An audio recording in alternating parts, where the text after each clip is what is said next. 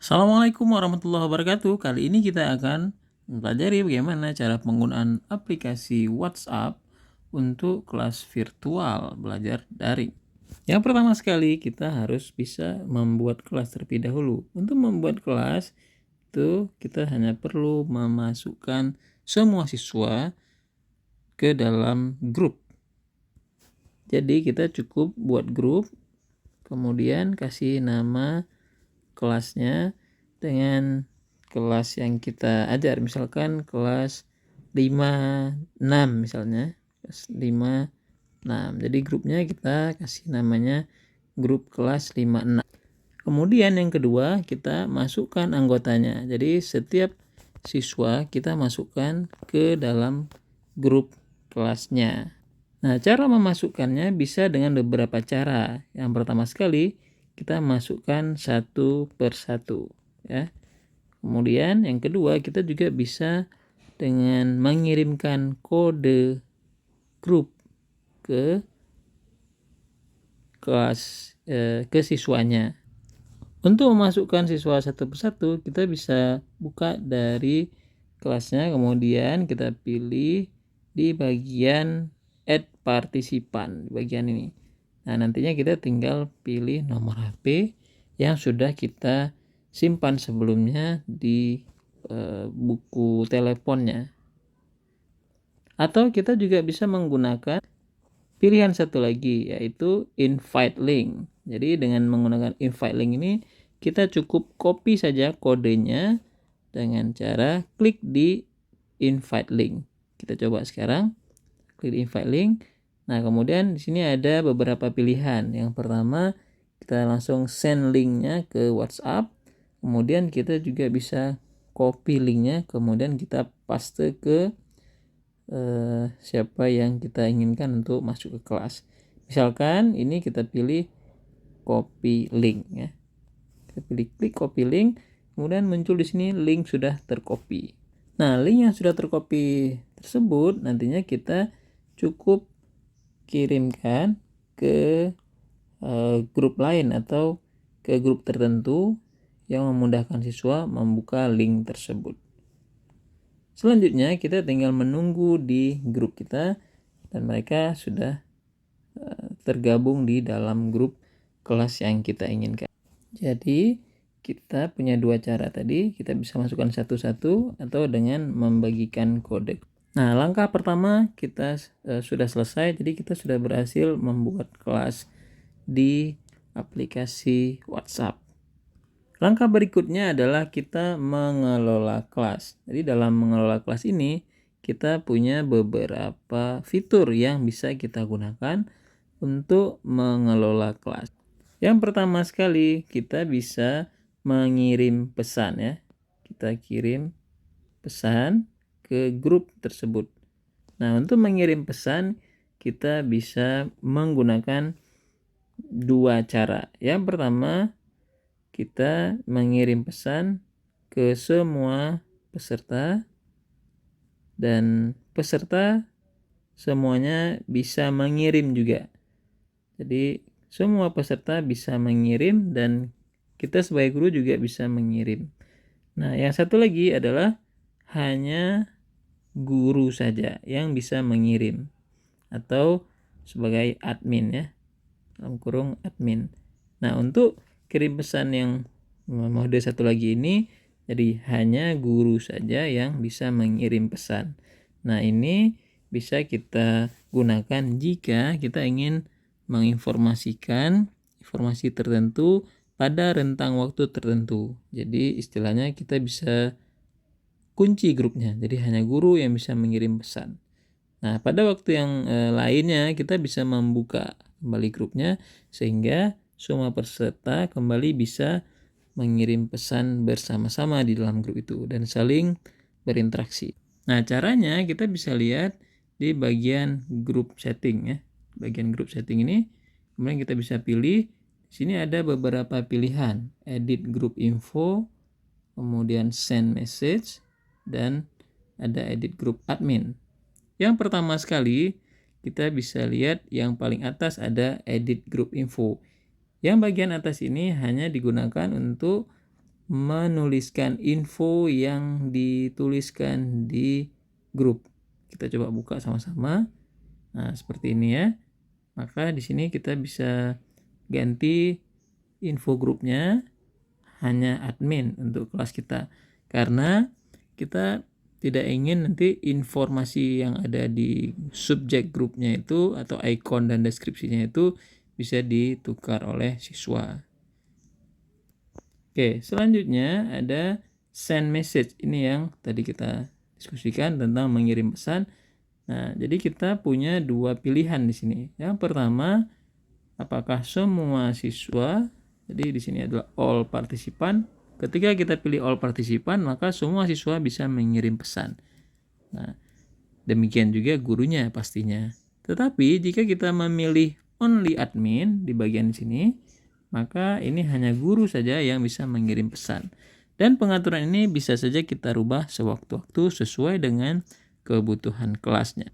Jadi, jika kita hanya mengizinkan siswa atau peserta di dalam kelas melihat informasi saja, seperti ketika kita ingin memberikan pengumuman, kemudian kita ingin memberikan informasi tertentu supaya tidak terlewatkan, maka kita bisa pilih only admin, dan ini hanya guru saja atau yang punya grup saja yang bisa mengirimkan pesannya.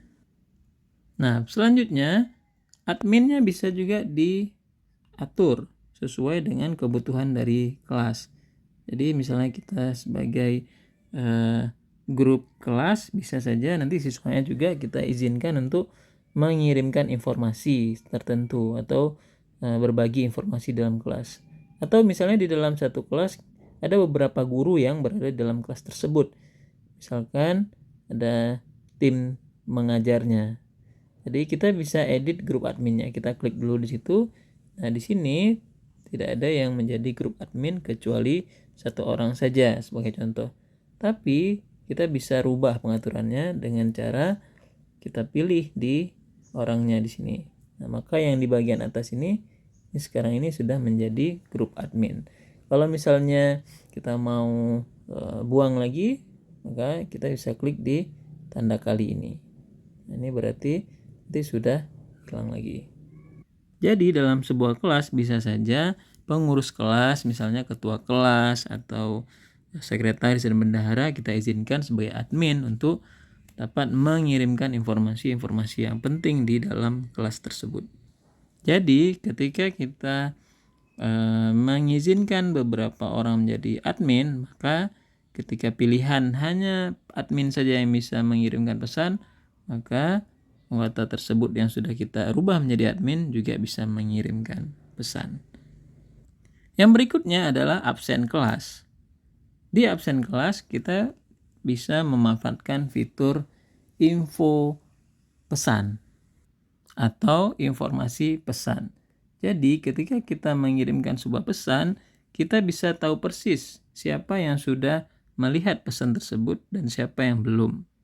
Sehingga ini bisa kita jadikan sebagai absen kelas. Artinya siapa saja yang sudah melihat pesan tersebut, kita bisa tahu bahwa siswanya sudah aktif di dalam kelas. Caranya adalah sebagai berikut. Misalkan kita sudah mengirimkan sebuah pesan seperti ini. Jadi kita tinggal klik di pesan tersebut. Lalu kita pilih di bagian atas ada yang huruf I. Ini maksudnya adalah info pesan.